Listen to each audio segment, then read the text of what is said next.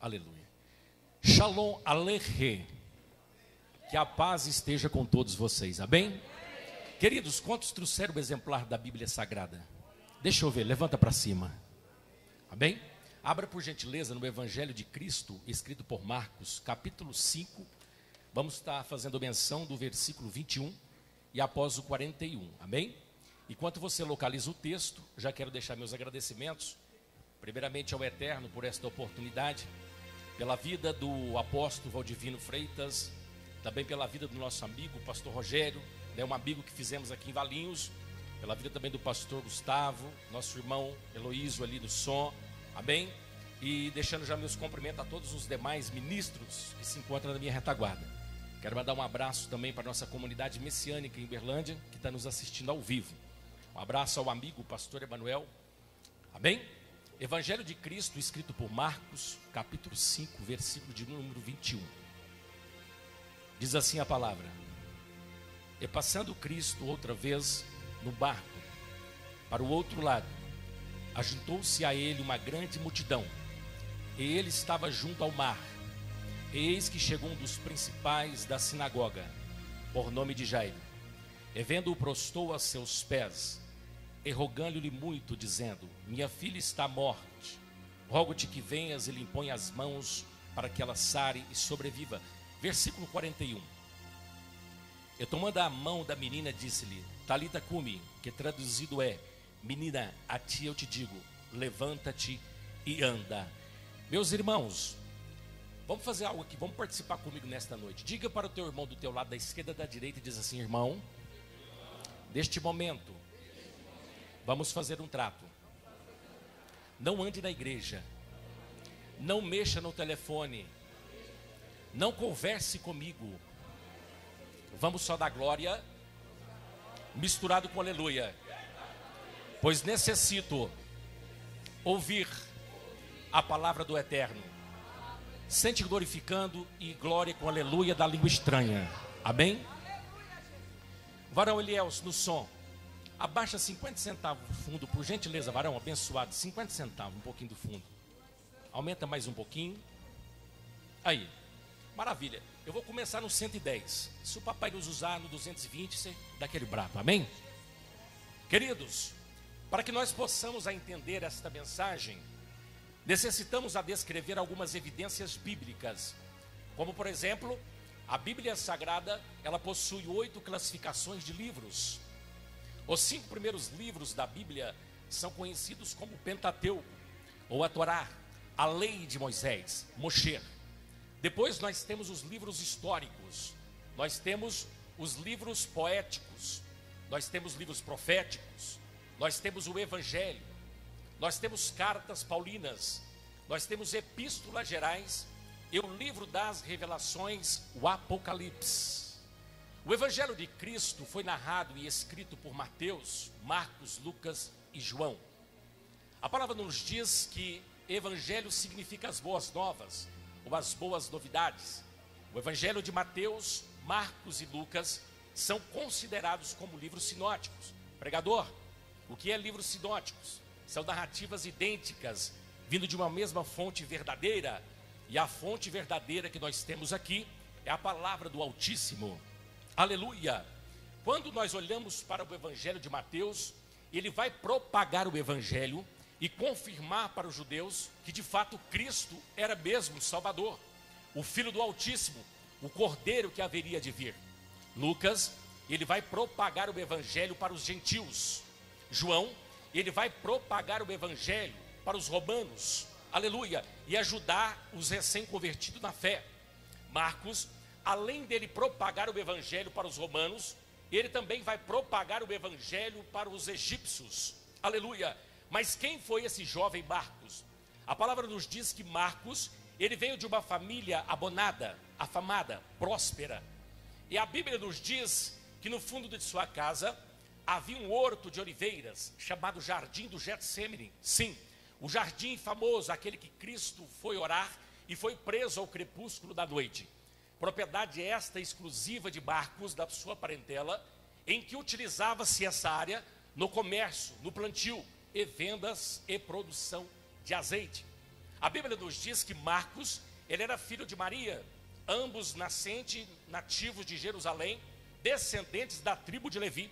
A palavra diz que Marcos foi primo do apóstolo São Barnabé.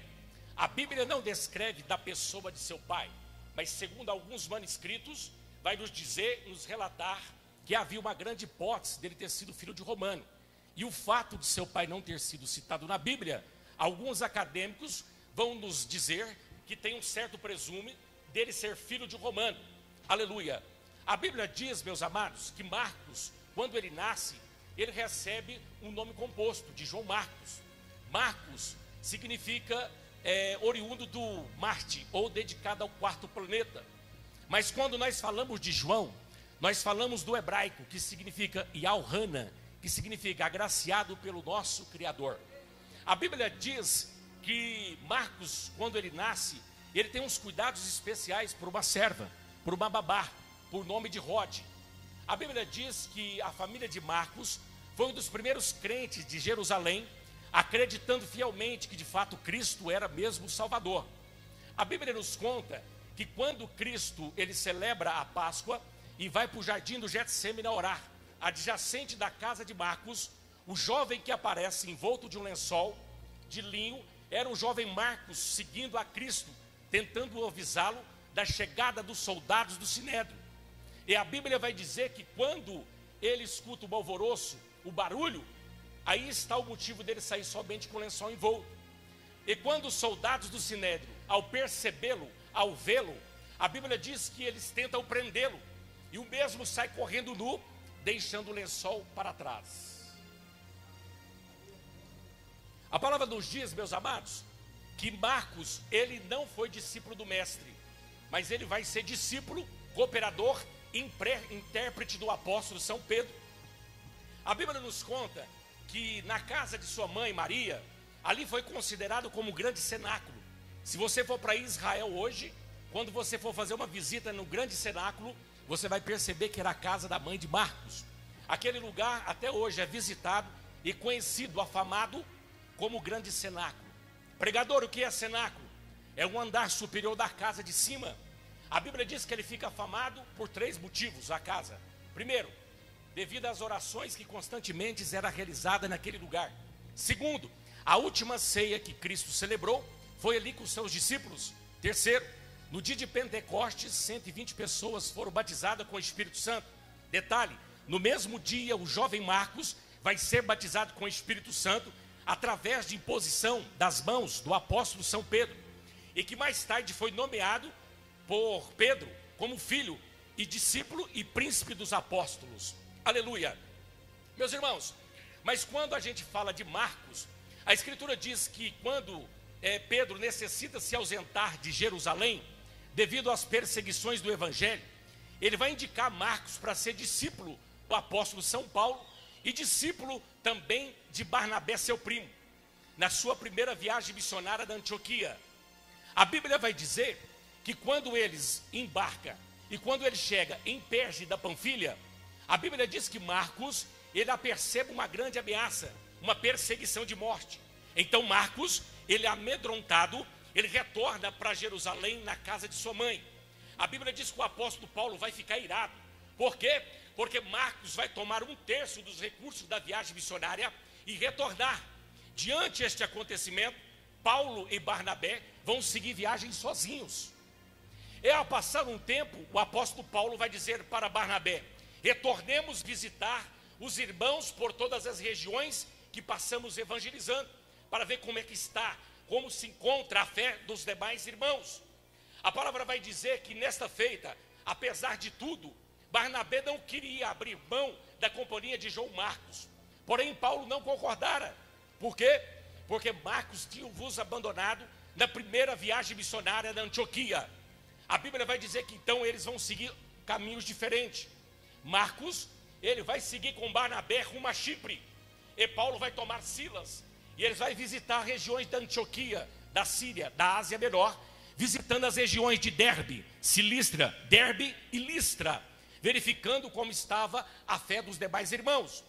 Pois a Bíblia vai dizer que ao passar o tempo, depois de 10 anos, o apóstolo Paulo ele está preso em Roma, pela segunda vez, mas por ter notícias de ouvir que Barnabé tinha discipulado bem Marcos, ele vai escrever agora cartas de recomendação, pastor Gustavo, para quem? Para Marcos, dizendo que ele seria útil e valoroso no ministério. Agora Paulo escreve essa carta a Timóteo, pedindo que envie João Marcos para o ministério em Roma. Então Marcos agora ele embarca para Roma, e Pedro deixa 2 igrejas na mão de Marcos. A primeira igreja é de Aquileia, depois de Roma. E a passar um ano, o apóstolo São Pedro, ele vai dizer para Marcos: Marcos, necessito de ti que vai para o Egito. E agora Marcos é indicado descendo no Egito, numa cidade chamada Alexandria. A Bíblia diz que quando Marcos ele desce em Alexandria, ele vai ser o fundador da igreja. Ele desembarca, ele desce em Cirene, passa por Líbia, Etebaída, e quando ele chega lá, ele chega como fundador da igreja. E quando ele chega como fundador da igreja, a palavra vai dizer que Marcos, ele estava cheio do Espírito Santo, e a palavra vai dizer que Marcos agora, com as suas imposição de mão, ele orava. E Marcos, quando ele orava, pessoas eram batizadas no Espírito Santo. Marcos, quando ele põe a mão, pessoas eram curadas. A Bíblia vai dizer que quando Marcos ele chega dentro de Alexandria, ele vai quebrar os altares de Deus pagão, ele vai quebrar os deuses de idolatria. Marcos permanece por 19 anos dentro de Alexandria.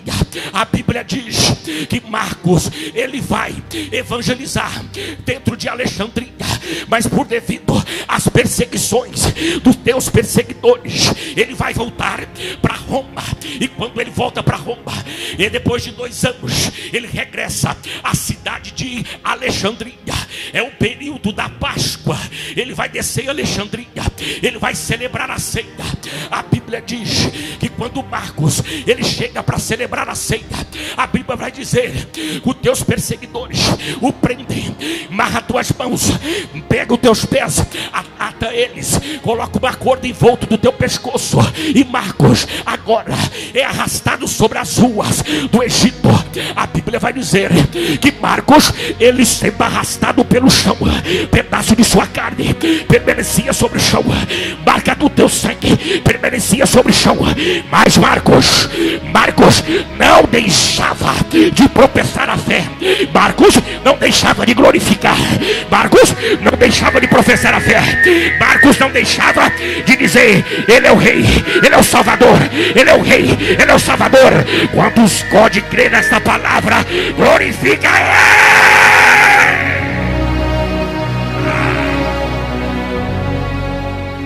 Eu vou deixar você adorar ele por 1 minuto. Eu não sei como você chegou aqui nesta noite, mas Marcos, arrancando um pedaço de sua carne, saindo pelo chão, não deixava de glorificar.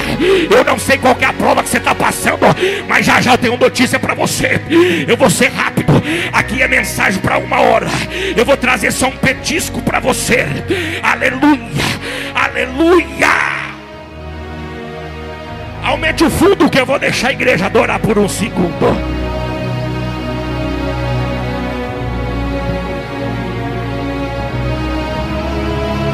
Você vem para dar glória, para adorar, abre a tua boca, porque tem decreto do eterno para a tua vida, para a tua casa nesta noite. O grandão da Galileia já está aqui. Ele já está aqui no nosso meio.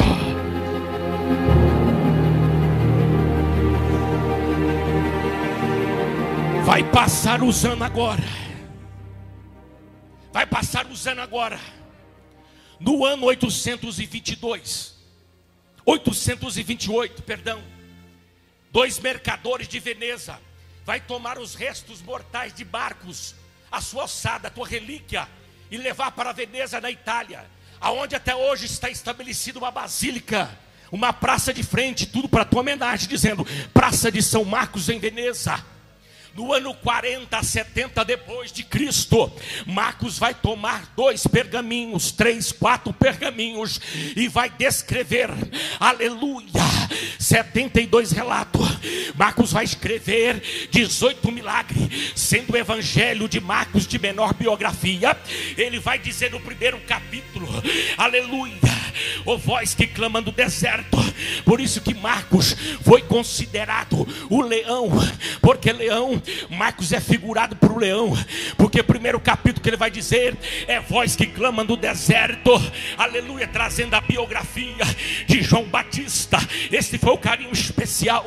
Mas o que me chama a atenção, aleluia, é o que eu vou entrar na mensagem agora, que Marcos vai relatar o milagre no capítulo 5 de Marcos, no versículo 21, que ele vai dizer assim, ó: ei, havia um homem chamado Jairo, pregador. Quem é Jairo? A Bíblia diz que Jairo, nascido de Cafarnaum, Jairo, casado, pai de uma adolescente de 12 anos, supostamente a menina chamava Débora.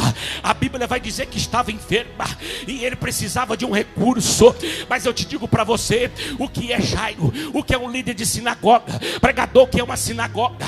Jairo era espécie de um sacerdote, Jairo era espécie de um líder, era espécie de um apóstolo, Jairo era espécie de um pastor, aleluia. Mas o que se fazia um chefe de sinagoga? O que é uma sinagoga? Sinagoga é um pequeno templo, sinagoga é uma pequena igreja.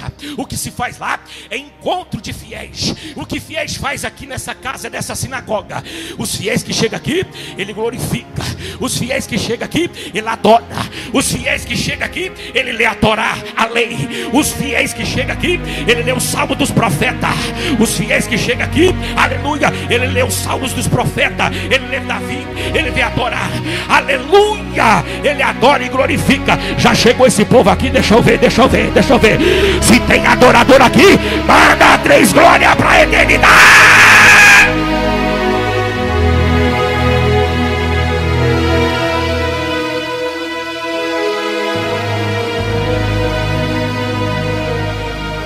O que era um chefe de sinagoga? Então quer dizer que Jairo era um pastor? Sim. Jairo era alguém que liderava. Jairo era alguém que presidia. Jairo era alguém de conhecimento. Jairo era alguém que organizava. Jairo era alguém de cães branca, andava de túnicas, sandálias parcas, com os mandamentos dos 603 leis do judaísmo na veste. Mas ele vai precisar daquele que pode. A Bíblia vai dizer que ele estava com a tua filha enferma, conjecturando eu que Jairo já havia gastado todo o seu recurso. Mas agora ele vai o quê? Perceber que necessita de uma ajuda. Olha como é hilário. Eu e você, os demais cumprimentos dos amigos que estão aqui, nós necessitamos dele. É só ele que pode fazer. A Bíblia diz que agora, já vista que Jairo percebe que o mestre está evangelizando do outro lado da Galileia, e ele retornando do mar da Galileia, ou mar de Tiberíades, ou lago de Genezaré, ele vai avistar o mestre. A Bíblia diz que a multidão se aproximava a seus pés, e Jairo chega diante dele e diz assim: mestre. A Bíblia diz que ele pede com insistência: eu preciso que vós, aí da minha casa, coloque as mãos sobre a minha filha, para que ela sare e sobreviva. Ele age de compaixão e diz: Jairo, tudo bem, vamos. A Bíblia diz que havia uma multidão. Você já imaginou hoje uma apresentação de Michael Jackson, Elvis Presley, fazendo uma apresentação? Quantas pessoas não se aconchegavam? Agora você já imaginou um homem com a multidão que seguia? Um homem, pastor Gustavo, que curava cego. A multidão que acompanhava pastor Diogo era um homem que curava leprosos. A multidão que se aproximava daquele homem que ressuscitava mortos. Oh glória! Quantos podem dizer um glória nesta noite por isso? E ele já está aqui no nosso meio. A Bíblia diz que ele fala assim: Jairo, tudo bem, vamos. Mas quando eles estão no meio do caminho, e aqui eu vou abrir uma vírgula para você nesta noite. A Bíblia diz que veio um dos teus serviçal da tua casa, dizendo: sou Jairo, não incomode mais os mestres, pois a tua filha já morreu. É assim que acontece. Porque no meio do teu caminho vai ter provação. No meio do caminho vai ter tristeza. No meio do caminho da tua caminhada vai ter dor. No meio da tua caminhada vai ter sofrimento, vai ter tristeza. No meio do caminho tem decepção. No meio do caminho tem abandono. No meio do caminho você vai ter traição. No meio do caminho vai ter palavra de derrota, vai ter palavra de miséria, de derrota. Porque da boca de quem não vale nada, você não vale nada. Da boca de quem não presta, você não é ninguém. Mas ele está dizendo, vai assim. É alguém, é alguém, é alguém, é alguém, porque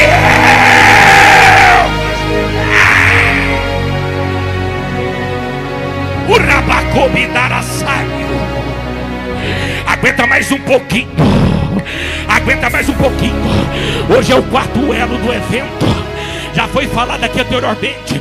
O nosso adversário não vem de longe, não. Sai dentro da tua casa, da tua família. Agora eu quero dizer para você que nesta noite, se o teu casamento não saiu, fica tranquilo. Se a porta não abriu, vai se abrir. Se o teu ministério não abriu, vai ser aberto. Se o teu filho não foi liberto das drogas, vai ter que ser liberto. Se o teu marido não converteu, vai converter. Se a tua esposa não converteu, vai converter. Se o teu esposo não largou, se o teu filho não deixou o homossexualismo, ele vai deixar, ele vai largar. A porta hoje está sendo aberta. A ferida que não sara está sendo cicatrizada. Hoje ele tem vitória para você. Se você crê nisso pela madrugada, levanta a tua mão e glorifica.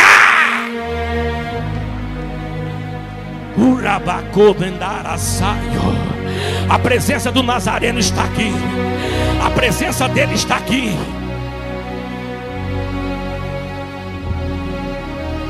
Segura, pastor Rogério, depois te dou um beijo. Quando acontece isso, por quê? Porque o caminho, o que o mestre diz? A porta seria larga ou a porta seria estreita, Gustavo? A porta é larga ou estreita? Estreita. A porta é estreita. Então quando você vai passando pelo caminho dessas provações, você passa, pode aumentar um pouquinho o fundo, bem baixinho, 50 centavos. Quando você vai passando pelo caminho, você passa por pedras. Quando você vai passando pelo caminho, você vai passando pelos espinhos. Olha para cá, presta atenção. Quando você vai passando por essa provação, você vai sangrando. Mas sabe o que o mestre está dizendo? Jairo, então somente crê. Porque quando você começa a caminhar, você começa a andar, que você passa pelas pedras, pelo espinho, você se corta, sim ou não? Então você começa a caminhar, você começa a se machucar, você começa a sangrar. E quando você sangra pelo movimento que você faz, é liberada a sudorese. A pastora Lé vai cantar o hino aqui. Eu quero que você seja profeta desta noite, porque aqui é mensagem para 1 hora, mas pelo tempo que foi me dado. Quando você caminha, eu quero que você vai levantar hoje. Hoje é o quarto dia do evento. Você vai levantar do seu lugar. Pode soltar o hino dela. Você vai abraçar 4 crentes nesta noite e vai dizer para ele assim: meu irmão, continua o caminho. Sabe por quê? O caminho é estreito, vai machucar, vai doer, mas vai ser liberado sal. Vai ser liberado sal. Você caminha, você sangra, mas libera sal. Cutuca o teu irmão, diz assim: o sal cicatriza. Continua, porque você está sangrando, você está passando pela prova, mas você vai levantar do teu quarto. Pode soltar o hino dela. Você vai levantar 4 pessoas nesta noite. Eu sou profeta. Se você quiser pegar, pega. Se não quiser, fique sentado. Abraça 4 crentes e diz: enquanto você caminha, você sangra, mas também o sal está sendo liberado, está cicatrizando a tua ferida. Levanta no teu lugar e profetiza e toma posse. Pode soltar o louvor desta noite. Pode soltar o louvor desta noite. Você sai do teu lugar. Aleluia. Pode soltar o hino. Sai do seu lugar. Abraça 4 crentes nesta noite. Depois você vai contar o testemunho aqui para o apóstolo, dizendo assim: ó, eu tomei posse daquela palavra. Eu estou sangrando, eu estou doente. Está sangrando, está difícil, mas o sal está cicatrizando. Diga para ele, diga para ela, vai. Eu estou andando, estou sangrando, mas o sal cicatriza. O sal cicatriza. Eu estou andando, Aleluia, estou sangrando, está difícil, mas o sal cicatriza. O sal cicatriza. Vai, pode soltar o louvor e vai adorando, vai profetizando, vai abraçando o crente.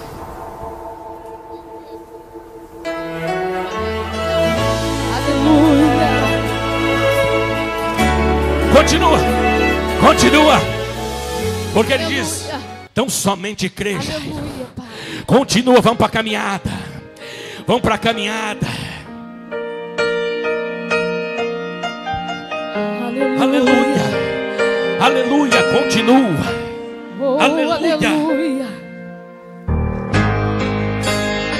Tem decreto chegando para a tua vida aqui hoje. Tem decreto chegando para a tua casa nesta noite. Aleluia.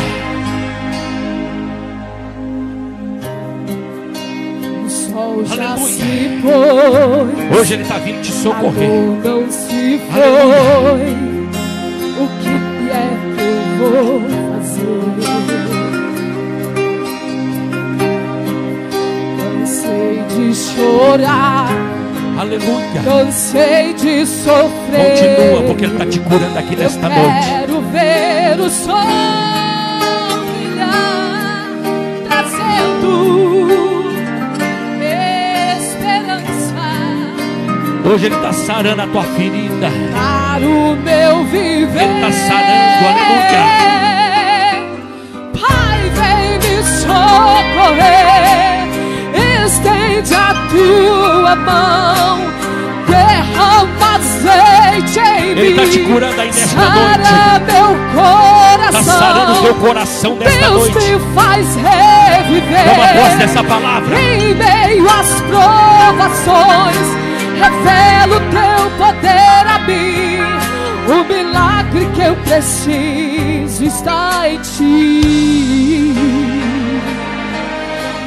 Toma posse do teu milagre. É só o começo dessa noite. Tem mais maná do céu descendo para a tua vida, para a tua casa, mas ele já está cicatrizando a ferida. Já está abrindo a porta. Aleluia. O sol já se aleluia. foi e a dor não se foi. Aqui tem pessoas que lá na sua infância você foi amaldiçoado. Lançaram maldição sobre a tua vida.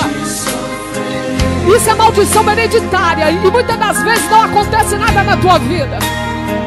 Sabe por quê? Porque lá atrás foi lançado isso na tua vida. Mas eu quero dizer para você hoje: todo encantamento contra Israel não prevalecerá diante da presença do Altíssimo. Ele quebra hoje tanto ferrolho, tanta corrente sobre a tua vida. Você vai crescer. Israel vai florescer. Aleluia. Pai, me faz reviver. Em meio às provações, revela o teu poder a mim. A ferida, a porta sendo aberta nesta noite. Aleluia. Aleluia. Se eu sei que o meu Redentor vive e por minha causa se levantará. Oh, levantará. Olha o que ele fala para você. Filho, eu estou aqui, estendo a minha mão. Eu vim cuidar de ti, sarar teu coração. Te faço reviver em meio às provações. Sinta agora o meu poder em ti. Se precisa de um milagre, estou aqui. Filho, ele já chegou na casa. Filho, ele já chegou na casa. Aqui. Ele já está na casa. Está na casa. Abre a tua boca para adorar. Abre a boca para tomar posse do teu milagre. Eu vim sarar teu coração. Te faço reviver em meio às provações. Sinta agora, sinta. Se precisa de um milagre, estou aqui. Eu estou aqui. Estou aqui. Oh, aleluia. Filho, eu vim cuidar de ti. Aleluia. Toma posse dessa palavra, meu irmão. Amém? Eu agradeço a rica oportunidade. Eita!